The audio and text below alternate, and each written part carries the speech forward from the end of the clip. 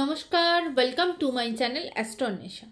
আজকে আমি কথা বলবো শনি যে ডাইরেক্ট হয়েছে বা শনি যে মার্গী হয়েছে সেটা সিংহ লগ্নের মানুষজনের ওপর কি কি এফেক্ট দিচ্ছে সেইটা নিয়ে আজকে এই ভিডিওর মাধ্যমে কথা বলবো। সবার প্রথম আমরা জেনে নিই যে এই শনির মার্গী হওয়াটার মানেটা কি। দেখুন, শনি হচ্ছে ভীষণ স্লো একটা প্ল্যানেট, সে সবসময় ধীর গতিতে এগোয়। এবার যতদিন শনি বক্রী ছিল সে কি করছিল, সে এতটাই স্লো চলছিল দেখে মনে হচ্ছিল সে পিছন দিকে হাঁটছে। তাই জন্য সে যে লগ্নের জন্য যে ঘরে অবস্থান করছে তার থেকে পিছনের ঘরের রেজাল্ট সে দিচ্ছিল। এরপরে শনি সে এখন ডাইরেক্ট হওয়া মানে হলো কি, সে আবার নিজের পথে আবার আগের দিকে সামনের দিকে এগোচ্ছে। তার মানে যে লগ্নের জন্য শনি যেখানে অবস্থান করছে সেই ঘর রিলেটেডই সে এবার রেজাল্ট দেওয়া স্টার্ট করেছে। সিংহ লগ্নের মানুষজনের জন্য শনি অবস্থান করছে তার 7 নম্বর ঘরে। তাই সে এবার থেকে 7 নম্বর ঘর রিলেটেডই কিন্তু রেজাল্ট, ভালো খারাপ সব কিছু 7 নম্বর ঘর রিলেটেডই রেজাল্ট দেওয়া স্টার্ট করবে। এবং শনি যে যে ঘরগুলোতে দৃষ্টি দিচ্ছে সেই ঘর রিলেটেড কিন্তু মানে এফেক্ট দেওয়া, ভালো খারাপ এফেক্ট দেওয়া সেখানে স্টার্ট করবে। তাহলে প্রথমেই আমরা জেনে নিই সিংহ লগ্নের মানুষজনদের জন্য শনি এই যে 7 নম্বর ঘরে বসে আছে সেখানে কি কি প্রভাব ফেলবে। দেখুন, 7 নম্বর ঘরটা হচ্ছে আমাদের ম্যারেজের জায়গা, 7 নম্বর ঘর হচ্ছে আমাদের বিজনেস পার্টনারের জায়গা। তো খুব স্বাভাবিক সেখানে যখন শনি এসে বসে থাকছে, বসে যখন সেখানেই থাকছে সেখানে মানে ম্যারেজের জায়গাতে কিন্তু একটা ডিস্টারবেন্স আসবে। বিশেষ করে আপনার পার্টনারের হেলথের জায়গাতেও একটা ডিস্টারবেন্স আসবে এবং ম্যারিড লাইফের জায়গায় একটা মতের অমিল হওয়া, একটা ঝগড়াঝাটি অশান্তি তৈরি হওয়া, এইরকম সমস্যাগুলো কিন্তু আসতে পারে। এবং আপনার যে বিজনেস পার্টনার থাকবে তার সাথেও কিন্তু একটা দূরত্ব তৈরি হওয়া, একটা সমস্যা তৈরি হওয়া, একটা ঝগড়াঝাটি মতের অমিল হওয়া, এই পরিস্থিতিগুলো কিন্তু আপনাকে ফেস করতে হবে।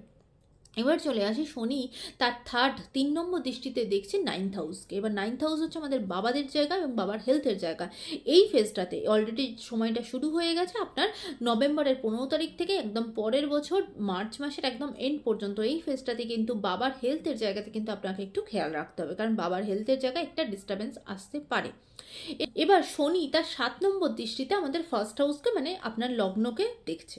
তার মানে কি, যখনই সে লগ্ন হচ্ছে আমাদের জীবনে নিজেদের জায়গা, মানে নিজের পার্সোনালিটির জায়গা, নিজের টেম্পারমেন্টের জায়গা, নিজের ইমিউনিটি পাওয়ার সব কিছু আমাদের নিজেদের যে জায়গাটা সেটা কিন্তু ফার্স্ট হাউস। তো খুব স্বাভাবিক যখন শনি যখন ফার্স্ট হাউসে দেখবে আপনার নিজের মধ্যে একটা চেঞ্জেস আসবে।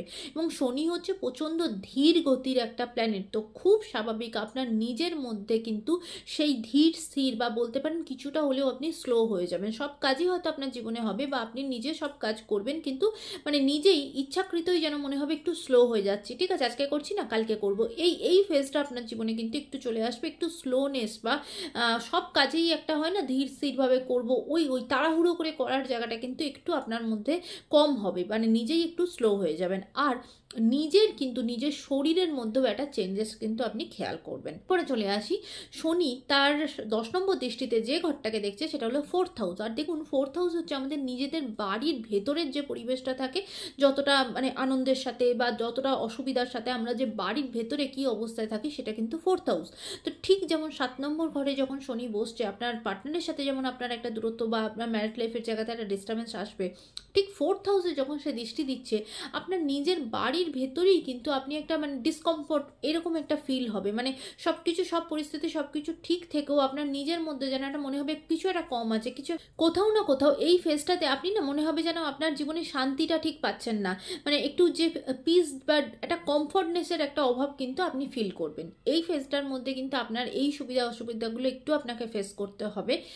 আশা করি সকলের ভালো লেগেছে। দেখুন, এবার এটা একটা ওভারঅল আলোচনা, প্রত্যেকটা মানুষের হরোস্কোপের চার্ট আলাদা, প্রত্যেকটা মানুষেরই দশা মহাদশা আলাদা আলাদা চলছে এবং শনির অবস্থান তাদের নেটাল চার্টে একদম আলাদা আলাদা। তাই প্রত্যেকটা মানুষের এফেক্ট আলাদা আলাদা হবে, সেখানে ম্যান টু ম্যান জিনিসগুলো আলাদাভাবে ভ্যারি করবেই।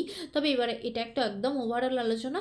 আশা করি সকলের ভালো লেগেছে। যদি ভালো লেগে থাকে লাইক শেয়ার সাবস্ক্রাইব করতে ভুলবেন না। সকলে ভালো থাকবেন, সুন্দর থাকবেন, সুস্থ থাকবেন।